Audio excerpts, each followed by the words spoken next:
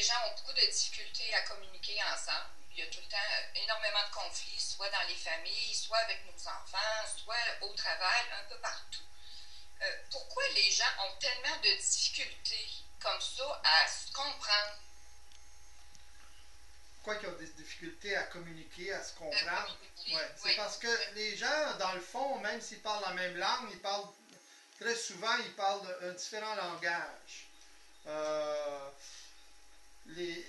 Le problème, c'est que les gens sont programmés d'une façon différente.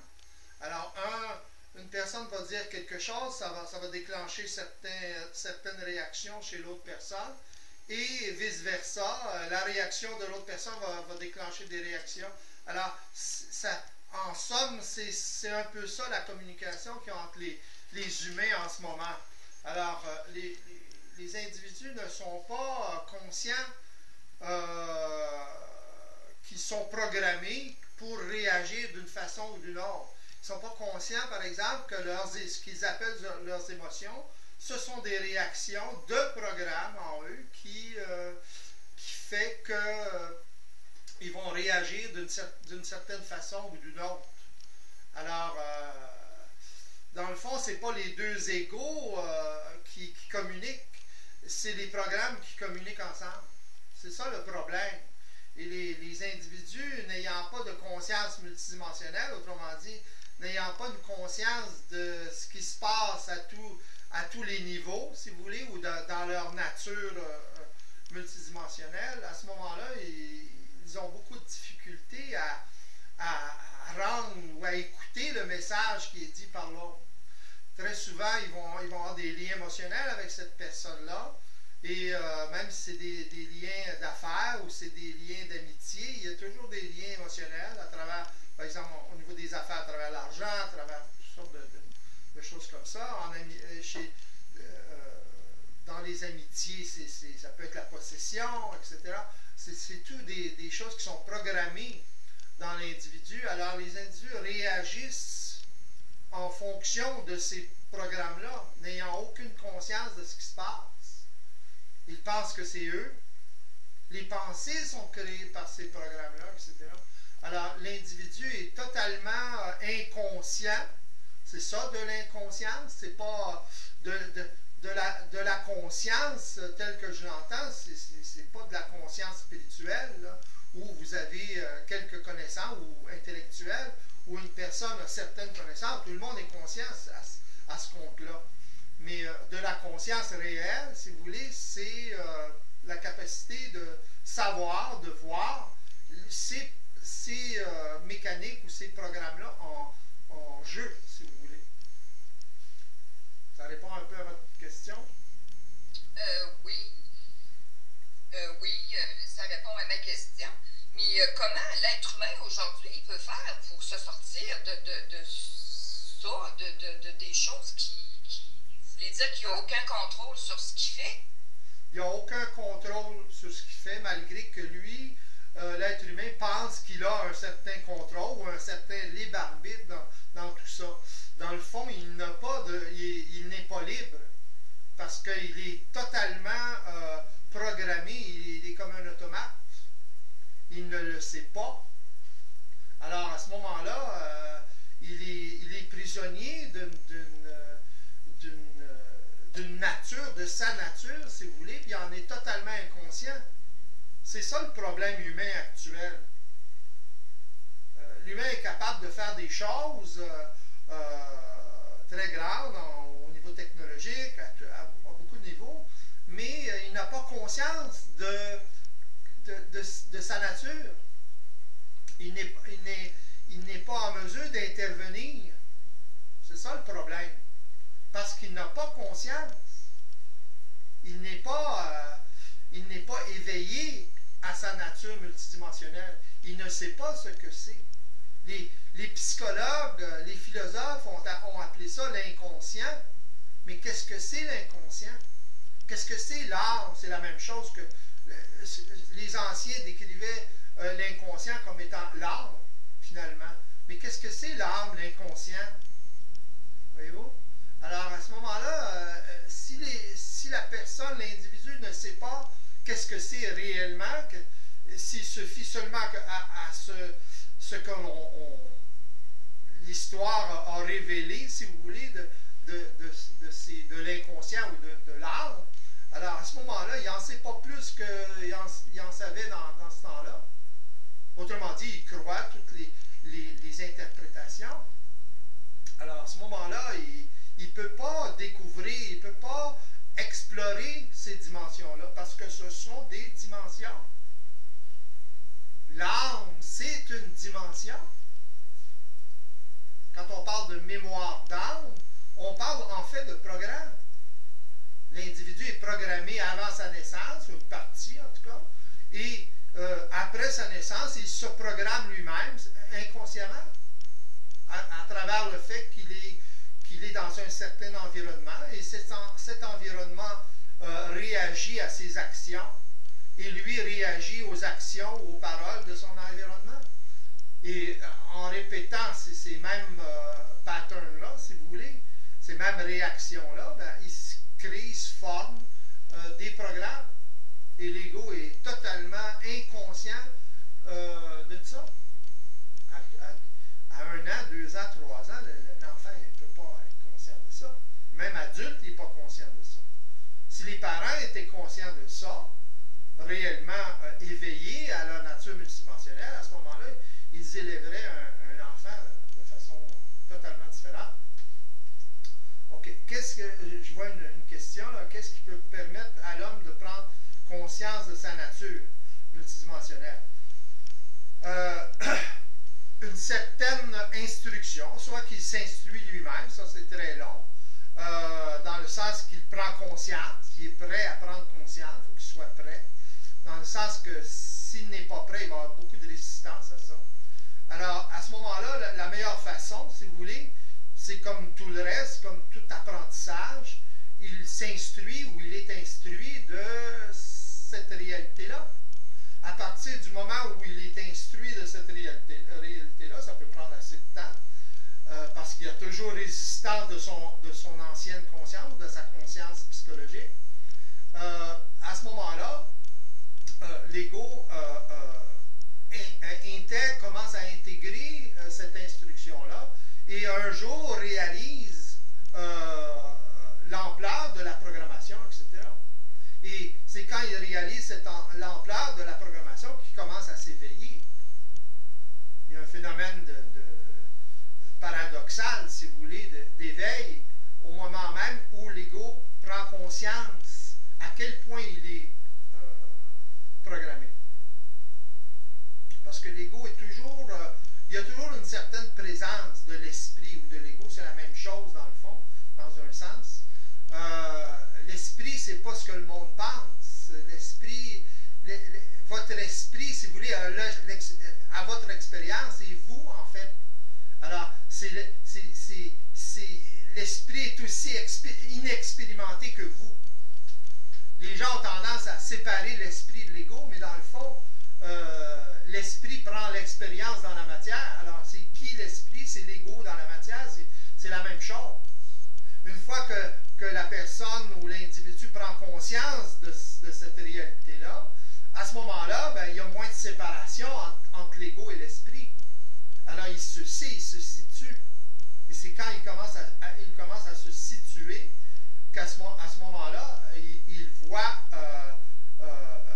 il peut savoir qui il est, qu'est-ce qu'il est, et sa nature finalement multidimensionnelle. Autrement dit, il peut se rendre compte de choses qu'il ne pouvait pas auparavant. Alors, ça prend, pour que l'ego s'éveille à sa nature multidimensionnelle, ça prend une instruction. Il faut qu'il soit instruit sur cette réalité-là. Et c'est une instruction vibratoire, c'est pas une instruction, c'est une instruction psychologique dans un sens, c'est de la forme, mais dans le fond, c'est la vibration différente, c'est comme un langage différent. Si vous avez remarqué, je ne parle pas comme tout le monde, je m'exprime d'une façon différente. La résonance de ce que je dis est totalement différente d'un yogi, par exemple, ou d'un bouddhiste, ou une personne qui parle de la même chose finalement, mais qui l'interprète à travers les voiles psychologiques ou spirituels. Dans le fond, tout le monde parle de la même chose.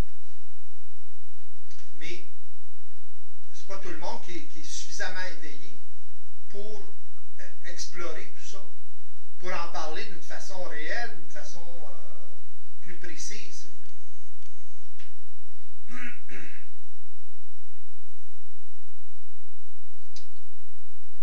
OK. Est-ce que tu as une question? Y a-t-il d'autres questions? Tu voyais? Non? Sur le chat? Ah, OK. OK. Comment faire la différence entre les émotions et la vibration? Tant que vous n'êtes pas suffisamment éveillé, vous ne pouvez pas faire la différence. Autrement dit, ça prend l'éveil multidimensionnel pour faire la différence.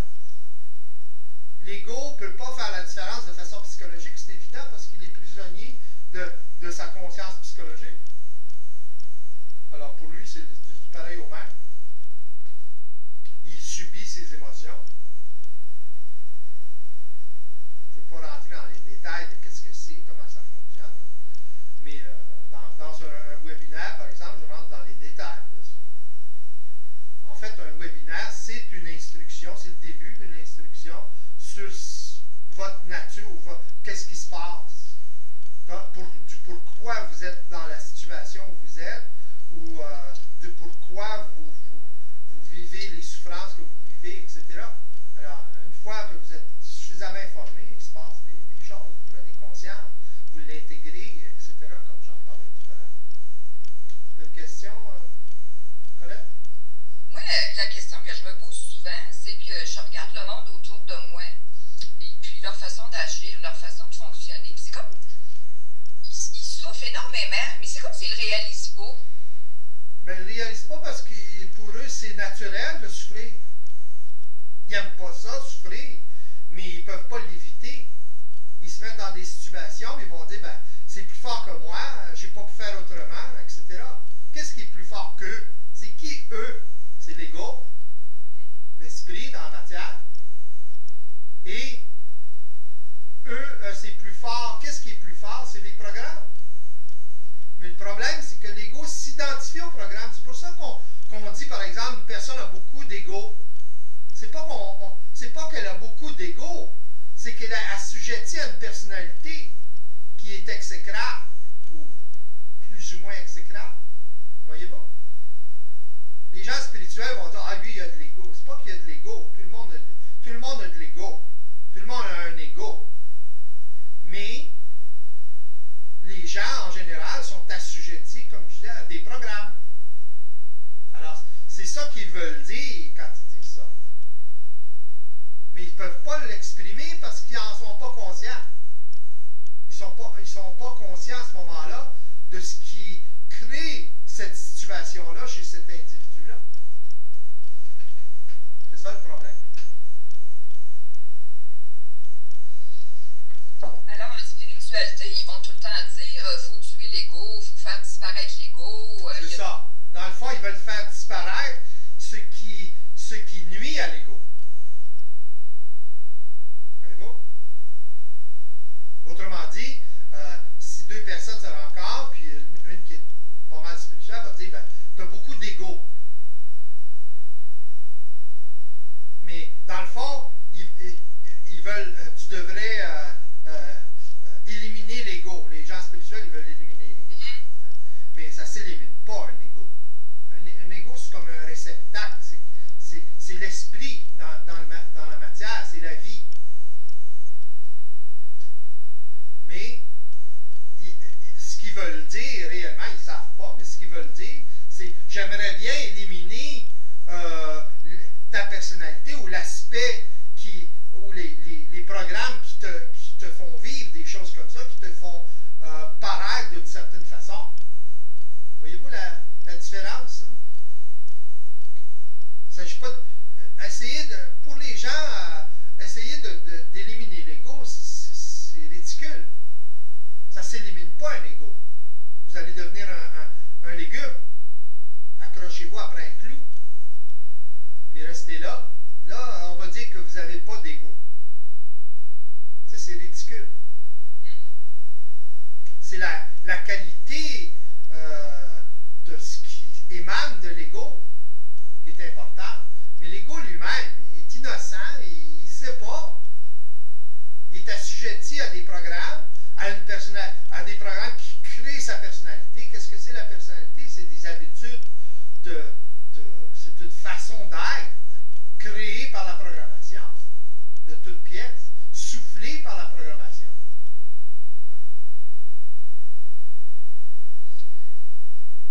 Alors que si c'est tout le temps soufflé par la programmation, ça veut dire que ce qui se passe dans sa tête, son intuition, ou ce qu'il appelle souvent son intuition, ou ce qu'il dit souvent en spiritualité, écoute ta petite voix, elle va toujours te dire. Ouais. Mais la petite voix, c'est la programmation. Mais très souvent, c'est ça le problème. Ce qu'ils veulent dire, c'est écoute ton esprit. Voyez-vous? La petite voix de ton esprit. Mais si la petite voix ou si l'esprit n'est pas conscient dans la matière, dans le sens que il ne sait pas ce qui se passe. Voyez-vous?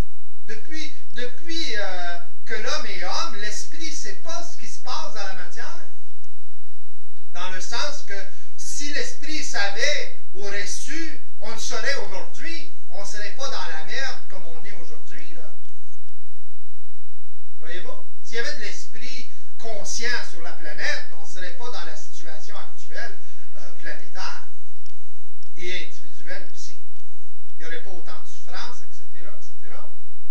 La souffrance est là pour dire à l'individu, c'est pas tout à fait comme ça que ça fonctionne. Alors, ajuste-toi, parce que sans ça, on va te serrer un peu plus, tu vas souffrir plus. Les conséquences. Alors, l'ego, c'est qu'il fait des gestes où il prend des positions. C'est évident que ces positions-là sont soufflées par la programmation et il subit le retour. C'est le retour qu'il n'aime pas qui crée sa souffrance. Alors, à ce moment-là, il subit les conséquences jusqu'au moment où il finit par prendre conscience. S'il y a suffisamment de volonté, si vous voulez, ou suffisamment d'expérience pour prendre conscience. C'est pas parce qu'un individu veut prendre conscience ou veut devenir conscient qu'il peut le devenir. Ça dépend de son expérience. C'est pas tout le monde. Tout le monde a la possibilité, oui, mais dépendant de l'expérience de l'individu, il va avoir plus ou moins de difficultés à s'éveiller. Ce que les gens ne savent pas, c'est que c'est bien beau s'éveiller, mais il va toujours avoir une résistance à cet éveil-là. Pourquoi? Parce que l'ego est habitué et sécurisé par sa personnalité, sa façon d'être, de penser, etc. Alors, c'est très complexe dans ce sens-là, puis c'est très puissant dans ce sens-là. Tant que l'ego s'identifie à ça, tant que l'ego pense que c'est lui qui pense, c'est lui qui sent, c'est lui, toute son interprétation de ses sentis, bien là, tout est correct. Si c'est senti, tout est correct, bien c'est ça le problème, c'est que c'est pas tout correct. C'est interprété. Oui, le senti, c'est vibratoire, mais c'est interprété par l'ego. C'est beaucoup plus, on peut appeler ça beaucoup plus de l'intuition que d'une vision claire et nette, vibratoire.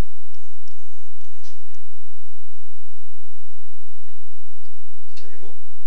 Oui, alors l'intuition, on ne peut pas se fier à l'intuition. C'est pas qu'on peut pas.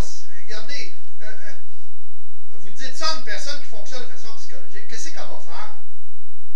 Qu'est-ce que vous voulez qu'elle fasse avec ça? Dans le sens que vous lui dites, ben, tu peux pas te fier à ton intuition. Ben oui, mais pour elle, elle a que ça. Oui, OK. Voyez-vous? Tu peux pas te fier à ta pensée. Ben, pour elle, elle a que ça. Voyez-vous, là? Oui. Qu'on ne peut pas dire à quelqu'un, fais pas ça, parce qu'il n'y a pas les moyens pour ne pas le faire. La seule façon qu'il est, c'est comme ça. C'est à travers sa personnalité, c'est à travers sa programmation. autrement que ça. C'est ça le problème. Sans ça, c'est demander à l'autre individu d'avoir une attitude psychologique de... Il va se fier à quoi? Voyez-vous là? L'ego doit être instruit sur ce qui se passe. Et non pas lui demander de faire des choses qu'il ne peut pas faire. L'être humain ne réalise pas dans quelle situation il est. Il ne peut pas se situer. Il faut qu'il soit en dehors de cette situation-là pour commencer à se situer. Il comprend, il saisit ce que je viens de dire seulement par la suite, à la suite de quand il commence à s'éveiller. Il y a une autre question. Est-ce que vous avez bien nos parents? Oui, dans un sens, c'est à travers la question, est-ce que c'est par le biais de nos parents qu'on crée des programmes? Oui, dans un sens, c'est que l'ego réagit, j'en ai parlé un peu au début, l'ego, l'enfant, réagit à ce qui se passe dans son environnement. Alors, si les parents ne sont pas conscients, justement, ils vont réagir à travers le programme, etc., puis ils ne sauront pas qu'est-ce qui se passe. Ils vont réagir émotionnellement, etc., puis ça va être plus ou moins fort. Là. Et l'ego, l'enfant, va absorber ça, cette réaction-là, et lui va réagir en conséquence. Surtout un enfant. Un enfant a besoin du relationnel avec ses parents. Pourquoi? Pour se sécuriser. Puis, même adulte, il a besoin du relationnel pour se créer une certaine sécurité. Et ça fait partie de la nature de l'être humain de relationner. On a besoin, c'est un besoin, c'est un très, très, très vieux programme. Voyez-vous? Il y a des programmes qui sont comment je dirais ça, non? Qui sont ajustés à la réalité. Mais le problème, c'est que l'ego n'en a pas conscience. Quand il fonctionne de façon psychologique, tant qu'il n'est pas éveillé, il n'en a pas conscience. Alors, il ne peut pas, si vous voulez, faire la différence. Il ne peut pas intervenir. Pourquoi? Parce qu'il ne sait pas qu'il est programmé. Il ne sait pas comment ça fonctionne. Il ne sait pas où c'est cette programmation-là. Ce qui se passe, c'est que toutes les actions qui sont émises dans la matière sont enregistrées dans cette dimension vibratoire. Tout est enregistré. Alors, s'il y a répétition, le moindrement, à ce moment-là, l'enregistrement devient plus fort et la trame, si vous voulez, est plus incrustée. C'est un peu comme une tranchée. Là. Si vous passez souvent dedans, à ce moment-là, elle va creuser. Et à ce moment-là, ça devient un programme. L'ego a tendance à répéter ça. Aussitôt qu'il y a quelque chose qui se passe dans l'environnement, c'est capté. Ça passe à travers l'ego, c'est évident, c'est l'ego qui est en vie, là, qui est l'intermédiaire. Mais c'est capté par cette dimension-là, dans cette dimension-là. Et il y a automatiquement réaction. Sans ça, il n'y aurait pas d'évolution dans la matière, puis si on n'aurait pas de programme, par exemple, on ne pourrait pas bouger, on ne pourrait pas rien faire, on serait des légumes. Les programmes, c'est correct, mais en autant qu'on a conscience de ce qui se passe. Voyez-vous? Si vous êtes programmé, par exemple, pour vous êtes antisocial ou votre programmation vous fait souffrir, si vous n'avez pas les moyens de ne pas l'activer, à ce moment-là, qu'est-ce que vous allez faire? Vous allez dire, c'est plus fort que moi, ça fait partie de moi, c'est moi, ça. Mais dans le fond, c'est seulement une programmation. C'est vous, en tant qu'ego, qui n'est pas suffisamment éveillé ou conscient pour mettre un terme ou en arriver à mettre un terme.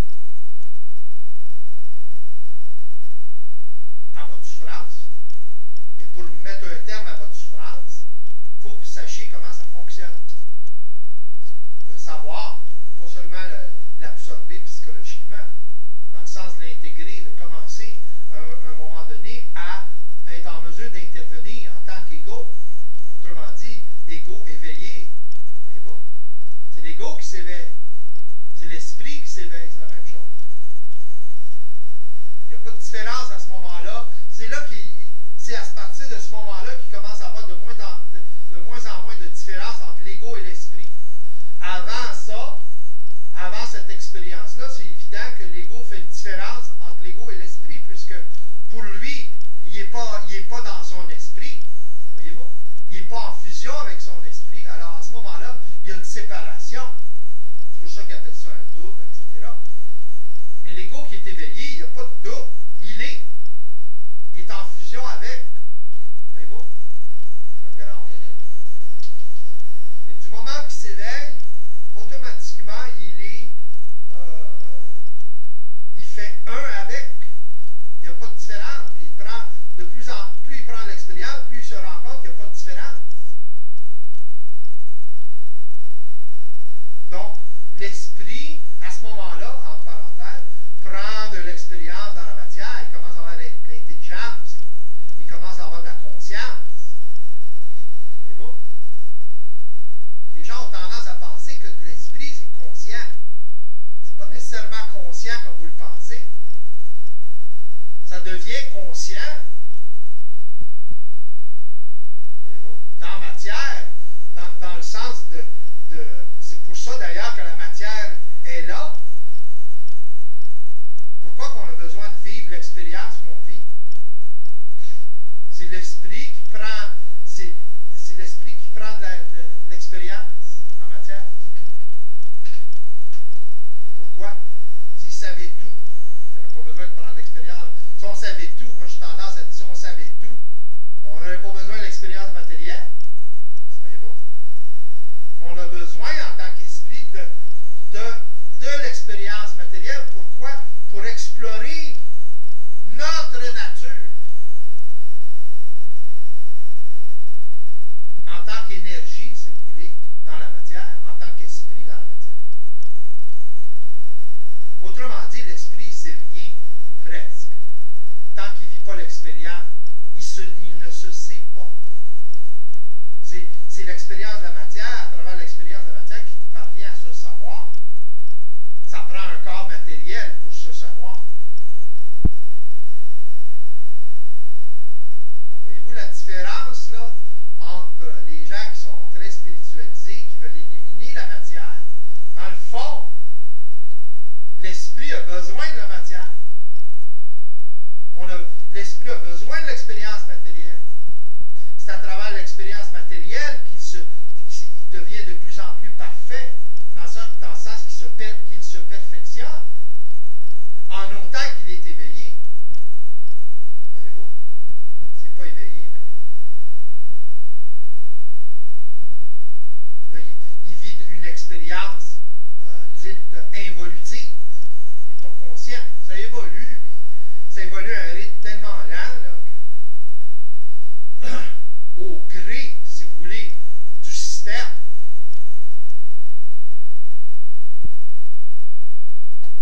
Tandis que quand l'ego commence à s'éveiller, ben là, il évolue plus vite que le système, dans le sens qu'il intervient. Il est co-créateur dans le système.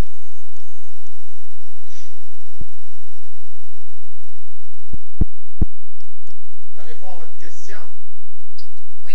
Mais alors, ça veut dire qu'à ce jour, il n'y aurait pas eu vraiment d'évolution?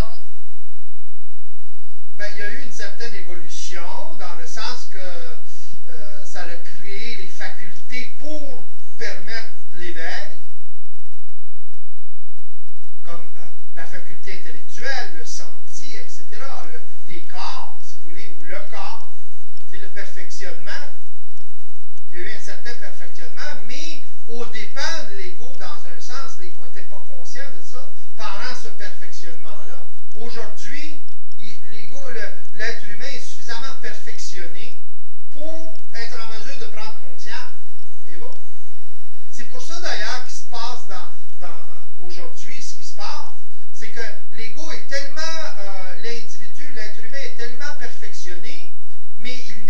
conscient. Alors, il est tellement perfectionné qu'il peut faire plein de choses, dans le sens de la physique, etc., puis des choses qui sont dangereuses. Pourquoi ils sont dangereuses? Parce qu'il n'a pas conscience des conséquences. Voyez-vous? OK. Donc, il a perfectionné suffisamment son intellect, etc., pour être en mesure de créer des choses comme ça, mais il n'est pas encore éveillé, il n'est pas encore conscient de sa nature. Voyez-vous? Il ne sait pas ce qui se passe, autrement dit. Alors, tant qu'il ne saura pas ce qui se passe, il prend des risques. Il y a des risques, là. Des très grands risques, d'ailleurs. Et c'est à travers la souffrance que ça peut amener, c'est les conséquences que l'être humain individuellement peut prendre conscience. Les gens aujourd'hui sentent la subchose. Ils sentent, ils sont comme pressionnés, si vous voulez, ils sont comme mis dans un coin. Alors, ils sentent vibratoirement ça. Et les gens vivent de plus en plus de stress. Pourquoi? Parce que la vie, la façon qui est organisée, c'est débalancé. Voyez-vous? De plus en plus, ça va se débalancer. Normal, puisqu'il n'y a pas de conscience. Les individus ne sont pas suffisamment éveillés. Alors, ils ne peuvent pas s'ajuster, ils ne peuvent pas rien ajuster. Encore moins collectivement. Voyez-vous? Alors, à ce moment-là, chaque individu qui s'éveille va éventuellement participer à un éveil global. C'est l'éveil individuel qui va permettre l'éveil global un jour, à un moment donné. Voyez-vous? Ça va aller beaucoup plus vite que le monde pense. Parce qu'un être qui est éveillé est très créatif. Il s'allie avec des gens qui sont éveillés et ils font des choses pour justement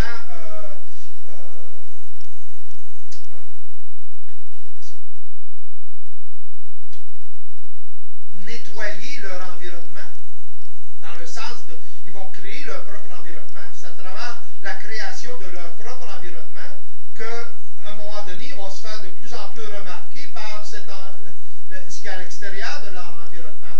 Et à ce moment-là, ça va amener des gens plus sensibles. Et autrement dit, il va y avoir un rayonnement de leur action et de leur conscience, finalement, à travers leur action. C'est évident, que ce soit la parole ou des actions, construction, quoi que ce soit. À ce moment-là, les gens à l'extérieur les gens plus sensibles vont être curieux, un peu comme vous qui venez dans une conférence. Vous êtes curieux de savoir qu'est-ce que c'est cette affaire-là, etc. Vous allez sur le site, vous lisez un peu, ça éveille votre curiosité, vous cherchez quoi finalement? Vous cherchez une issue. Mais c'est pas évident, l'issue. C'est ça le problème. Les gens vont chercher une issue à travers leur niveau d'évolution, si vous voulez. Alors, il y en a qui vont chercher une issue plus spirituelle. Voyez-vous? Il y en a qui vont chercher une autre sorte d'issue, etc. Justement, parlant de spirituel, il y en a beaucoup qui pensent que l'avenir va être plutôt au niveau de la spiritualité. Qu'est-ce que la spiritualité? Est-ce que ça peut aider ou nuire? Ben, ça peut aider, en parenthèse, dans le sens que ça éveille les gens à certaines choses, mais ça peut ou ça leur nuit s'ils ne sortent pas de là. Parce que c'est un cul-de-sac, la spiritualité, finalement, telle qu'on voit aujourd'hui. Oui. Parce que c'est une interprétation psychologique de cette réalité-là. On parle de la même chose, finalement, mais c'est une interprétation psychologique. Si vous remarquez, les gens spirituels attendent toujours quelque chose de l'extérieur. C'est toujours de l'extérieur à eux. Tout le temps. Ça ne vient pas de l'extérieur, ça vient de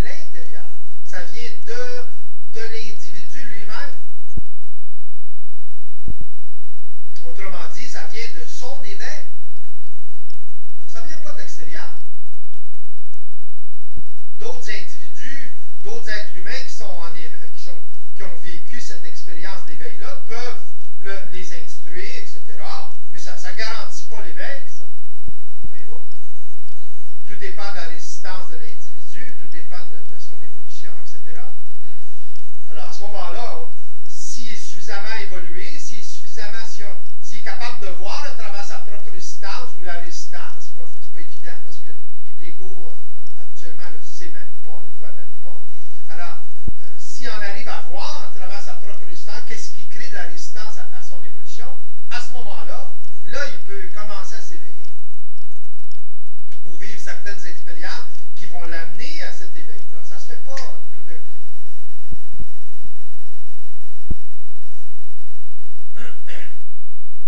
On demande une question. Quelle est votre vision de l'aspect sexuel sain en 2010?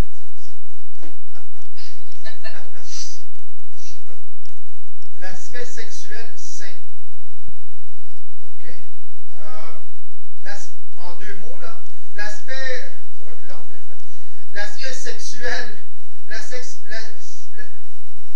sexuel sain, c'est l'aspect sexuel purement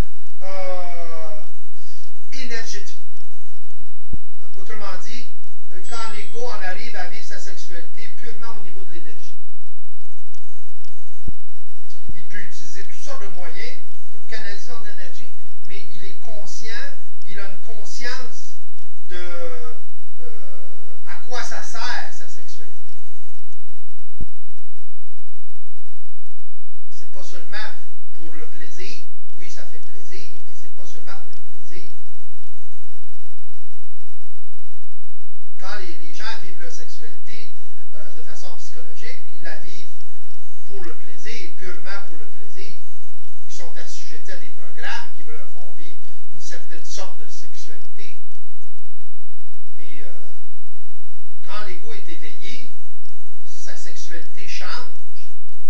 Il vit physiquement, il vit la même chose, mais mentalement, si vous voulez, il la vit beaucoup plus au niveau de l'énergie qu'au niveau de désir sexuel comme tel. Ça ne veut pas dire qu'il ne peut pas utiliser les fantasmes, etc. C'est pas ça que je veux dire. Mais il est en mesure de vivre dans son approche au niveau de la sexualité, être au niveau de son énergie, au niveau de canaliser son énergie, etc. Il s'en sert, autrement dit, il n'est pas servi à sa sexualité.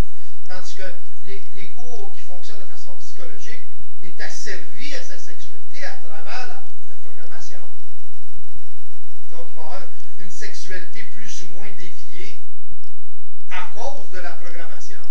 Alors, c'est pas lui qui gère ça. Il est assujetti à ça. C'est ça la différence. Alors, ça, disons que c'est malsain pour l'ego. Et quand il s'en libère, ben là, à ce moment-là, sa sexualité s'assainit ou il devient plus saine. À partir de là, ben là, il évolue dans sa sexualité. C'est pas une finalité. Il commence à évoluer au niveau de sa sexualité à ce moment-là. Comment s'en servir? Il apprend à s'en servir. L'ego qui s'éveille réapprend tout. Alors, il est en constant apprentissage. Parce qu'il est en train de se bâtir, pas se rebâtir, il est en train de se bâtir consciemment.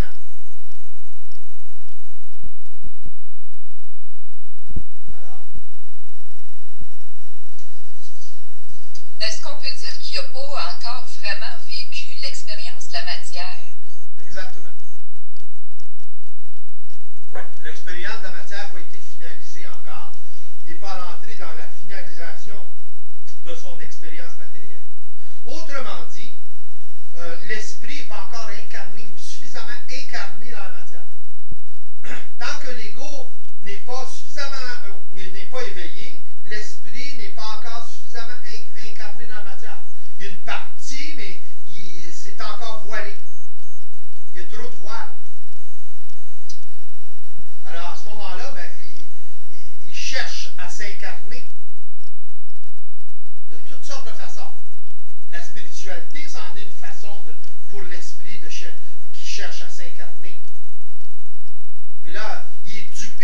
par toutes sortes de chars, toutes sortes de voiles. Alors à ce moment-là, ça donne ce que ça donne. C'est pour ça que les gens d'aujourd'hui, on voit qu'ils vivent de plus en plus de mal-être. Ils sont pas bien dans leur peau. Il y a beaucoup de suicides, les jeunes décrochent de l'école. Ils ne peuvent pas faire autrement d'avoir un mal-être, de vivre un mal-être. C'est évident.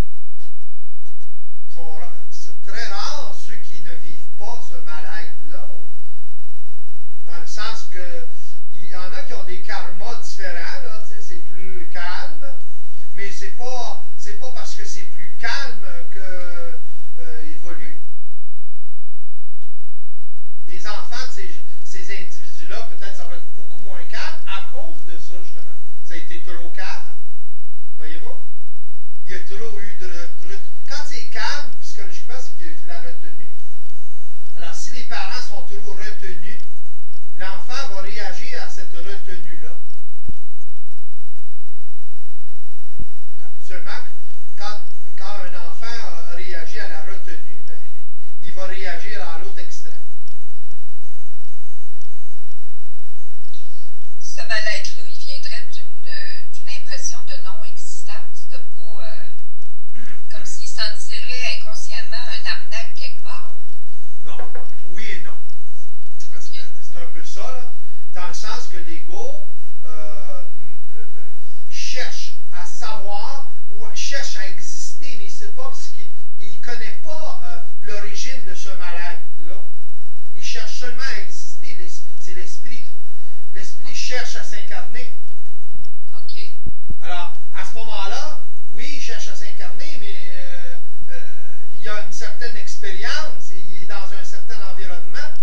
Alors, à ce moment-là, tout est filtré, si vous voulez. Fait qu'à ce moment-là, il interprète tout ça. Il cherche tout le temps, il y a tout le temps une recherche de s'incarner, mais il va, comment je dirais ça, non? Il va avoir de la misère à le vivre. Alors, l'ego va ressentir ça comme, justement, il va vouloir exister, il va vouloir vivre, etc. Il peut l'interpréter de différentes façons. Alors, il peut l'interpréter tellement qu'il prend des risques continuels, comme monter sur les montagnes, etc. Voyez-vous? C'est toute l'interprétation. C'est toute la même chose. Tout l'esprit qui cherche à s'incarner. Voyez-vous? L'expérience de l'esprit puis l'expérience matérielle, tout vient de l'esprit finalement. Le moteur, c'est ça. Le moteur, c'est que l'esprit veut s'incarner, veut prendre l'expérience. Et quand c'est interprété par l'ego, par les programmes, par les voiles, si vous voulez, ça donne ce que ça donne. Alors, ça crée un mal-être, c'est évident. L'ego n'en arrive jamais à se sentir en existence. C'est normal. Il ne l'est pas en existence. Il est robotisé. Il est complètement assujetti à des programmes. Mais il ne sait pas. Il sent. De là l'origine du mal-être. Mais il ne le sait pas. Il ne sait pas comment ça fonctionne. Il écoute... il est instruit dans la religion ou la philosophie ou l'ésotérisme. Alors, il appelle ça l'âme, il appelle ça la mémoire d'âme. Mais qu'est-ce que ça veut dire tout ça, là? Il ne sait pas. Est-ce que c'est parce qu'il y a tout le temps besoin de dépendre de quelque chose? Il a tout le temps enseigné à croire puis à quelqu'un, quelque chose de supérieur à lui. Oui, il est toujours dans l'impression qu'il y a quelque chose de supérieur à lui parce qu'il est toujours, lui, dans un sentiment d'infériorité. Il est à la recherche il est toujours à la recherche d'exister. Il veut exister. Voyez-vous, ça c'est l'esprit qui pousse. Voyez-vous, là? C'est très occulte.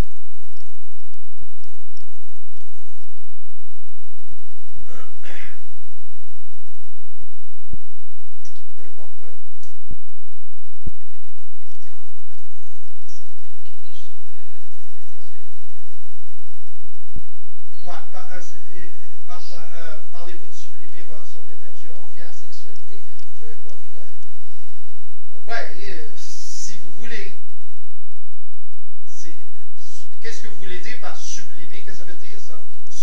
son énergie. Qu'est-ce que vous voulez dire par ça? Voyez-vous? Il faudrait que je sache ce que vous voulez dire par ça. Pour moi, sublimer son énergie, c'est pas, ça veut rien dire.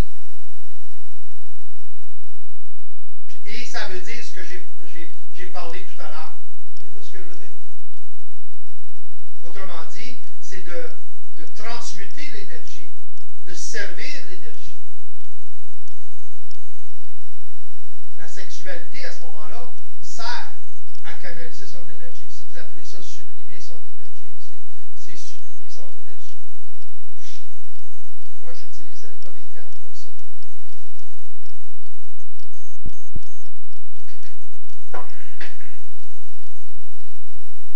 Pardon? Il y a une autre question?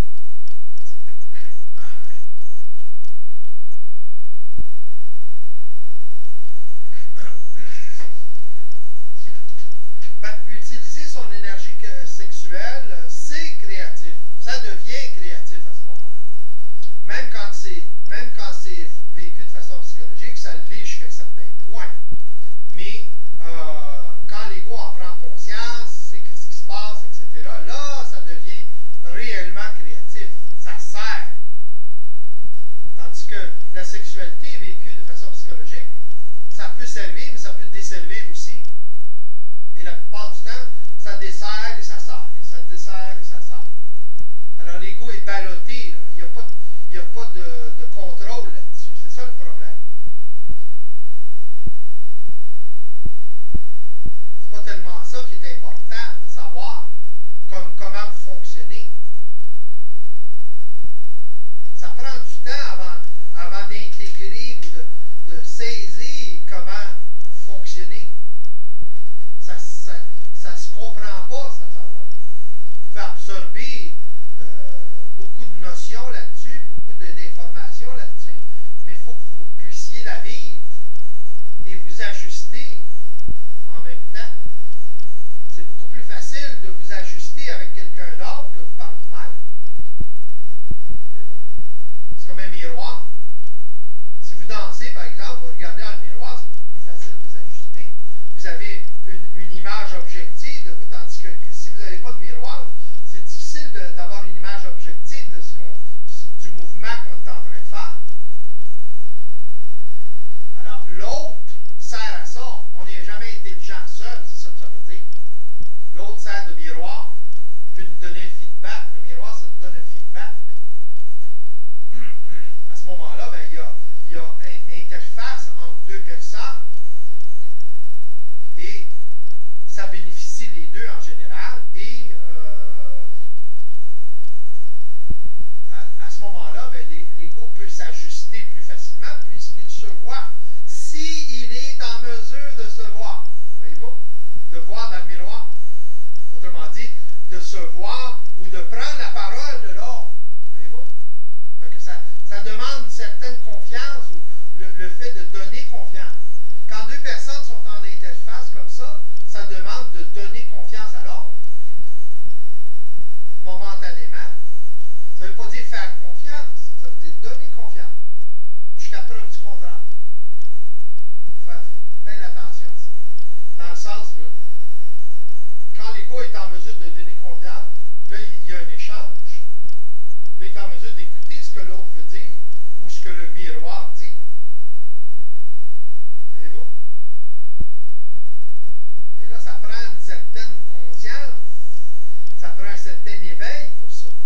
Jusqu'à un certain point. C'est pas n'importe qui peut donner confiance comme ça. Qui peut vivre une interface comme ça. D'ailleurs, les relations devraient être comme ça. Dans le sens de donner confiance à l'autre pour bénéficier de l'autre. On a besoin des autres de toute façon. Le relationnel est basé là-dessus. On a besoin des autres. On a besoin de ce miroir-là. Du feedback. Voyez-vous? Ça, c'est une des principales. C'est une des. Alors, à ce moment-là, on peut s'ajuster. S'ajuster tout seul, là. moi, quand je vous parle, ou je parle aux gens, je m'ajuste. À un autre niveau, mais je m'ajuste quand même. C'est tout le temps créatif. Ça me sert.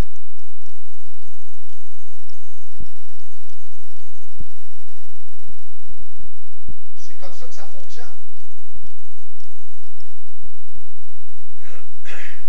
C'est une autre question, Colette. Autrement dit, il n'y aurait comme rien qui... Dans le fond, il n'y aurait rien de négatif. Vraiment, là, comme aujourd'hui, tout le monde pousse sur le positif, puis ils veulent soyez positif, puis ça va régler vos problèmes. Mais dans le fond, tout ça, il n'y a pas rien de vraiment négatif. Exactement, exactement. Le négatif, le positif, c'est une interprétation psychologique. Voyez-vous? Oui. C'est parce que l'ego, le mental est polarisé. Parce que au niveau psychologique, c'est comme ça que ça fonctionne.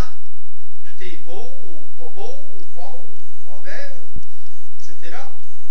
Mais au niveau de l'éveil, c'est plus la même chose. Tout ça, les erreurs commencent à servir à ce moment-là.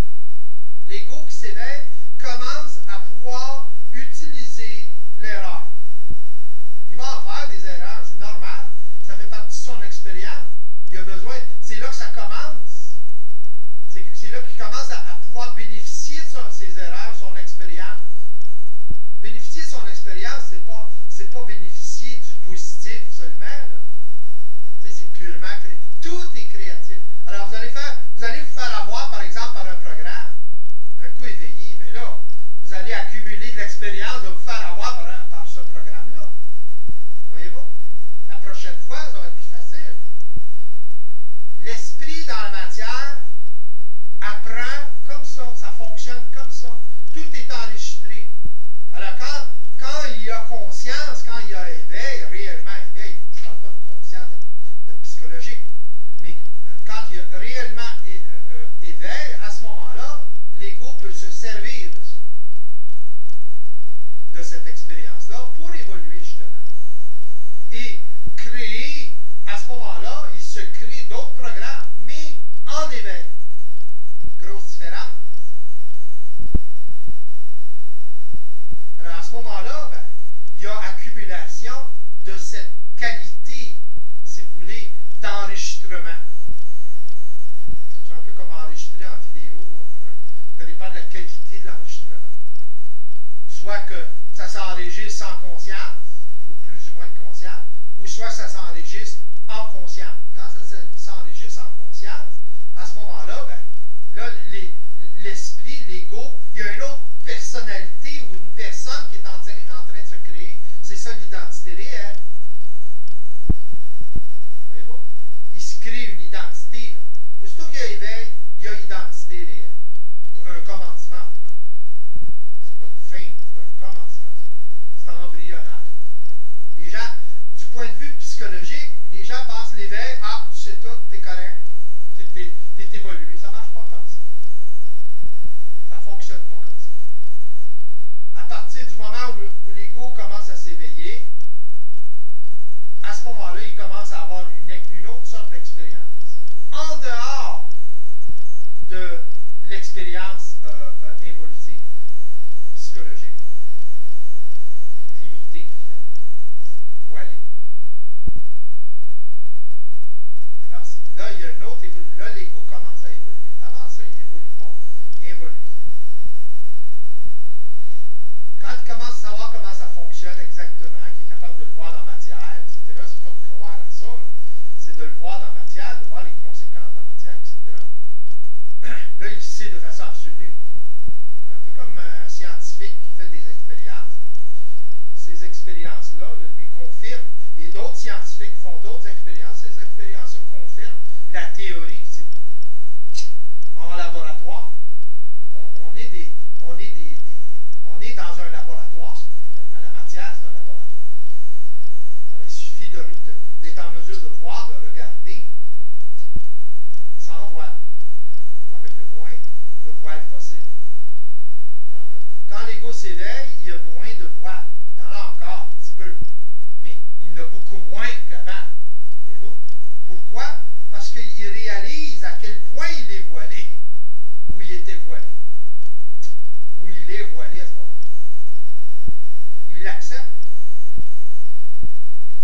paradoxal, là. C'est comme ça. C'est quand l'ego accepte de façon absolue, voit, premièrement, de façon absolue ce qui se passe en lui, qu'il est totalement assujetti à des programmes, 110%, qui s'éveille. C'est paradoxal, mais c'est comme ça. C'est ça l'éveil. Quand même, vous le savez, ça, quand même, vous captez l'information que je vous donne, ça ne garantit pas l'éveil. Voyez-vous? Il faut que vous le sachiez de façon absolue. Vous le réalisiez.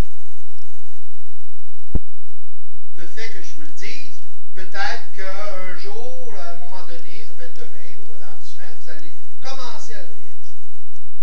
Peut-être. À ce moment-là, vous allez commencer à vous éveiller. L'éveil, c'est ça. L'éveil, c'est la réalisation que le libre arbitre n'existe pas. La réalisation qu'on n'est pas libre. La réalisation qu'on fonctionne d'une façon totalement aberrante, qui a servi, mais qui ne sert plus l'ego, ou qui sert moins l'ego, qui fait souffrir l'ego. La souffrance, elle sert à une chose, passer de l'autre côté. Autrement dit, que l'ego s'éveille à tout ça et commence une autre expérience. Et pour ça, il faut qu'il la sache, son expérience, il faut qu'il intègre cette expérience-là, donc il faut qu'il le sache de façon absolue.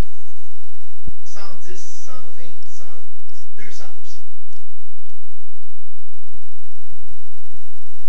C'est la seule chose qu'il y a à savoir. Mais avant ça, il faut qu'il soit instruit comment ça fonctionne. Plus il est instruit sur comment ça fonctionne, comment il fonctionne, il absorbe cette information-là, et un jour, à un